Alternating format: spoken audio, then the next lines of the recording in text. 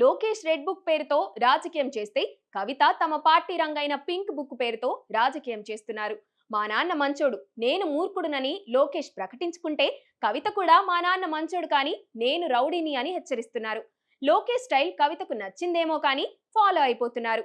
కవిత దూకుడు చూస్తుంటే లోకేష్ చేసినట్లుగానే పాదయాత్ర కూడా చేస్తారేమోనని బీఆర్ఎస్ వర్గాలు గుసగుసలాడుకుంటున్నాయి. తెలంగాణ రాజకీయాలు అప్పుడే ఎన్నికల మోడ్లోకి వెళ్లిపోయాయి. కాంగ్రెస్ ప్రభుత్వం ఏర్పడి ఏడాదిన్నర కాలేదు, ఇంకా 3.5 ఏళ్ల గడువు ఉంది. కానీ 6 నెలల ముందు నుంచే అన్ని రాజకీయ పార్టీలు ఎన్నికలకు సిద్ధమవుతున్నాయి.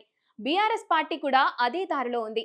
రోజు ఏదో ఒక కొత్త ఆరోపణతో కాంగ్రెస్ పార్టీపై విరుచుకుపడే ప్రయత్నం చేస్తుంది. కాంగ్రెస్ కూడా మళ్లీ గెలవడానికి ఏం చేయాలో అది చేయండని ఎమ్మెల్యేలకు చెబుతుంది. ఇలాంటి క్రమంలో పార్టీ నేతల్లో కార్యకర్తల్లో చురుకుదనం తేవడానికి అన్ని పార్టీలు ప్రయత్నిస్తున్నాయి. కవిత తమ పార్టీ నేతలకు భరోసా ఇవ్వడానికి, ధైర్యం చెప్పడానికి, కాంగ్రెస్ నేతలను బెదిరించడానికి లోకేష్ చూపిన మార్గాన్ని ఎంచుకున్నారు.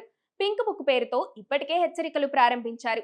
తానేమి ఆషామాషీగా చేయడం లేదని, బీఆర్ఎస్ కార్యకర్తలను వేధిస్తే ఎవ్వర్నీ సహించేది లేదని అంటున్నారు. ఈ క్రమంలో ఆమె తాను కూడా రౌడీనే అని ప్రకటించుకున్నారు.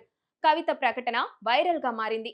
బీఆర్ఎస్ సభకు వెళ్తే ఊరుకునేది లేదని హెచ్చరికలు వస్తున్నాయని పార్టీ నేతలు ఆమెకు చెప్పడంతోనే ఇలాంటి వ్యాఖ్యలు చేశారు. లోకేష్ తరహా రాజకీయం చేస్తున్న కవిత పాదయాత్ర ఆలోచన కూడా చేస్తే బీఆర్ఎస్ నేతల్లో హుషారు వస్తుంది. అయితే ఇప్పటికే కేటీఆర్ పాదయాత్ర చేస్తానని ప్రకటించారు.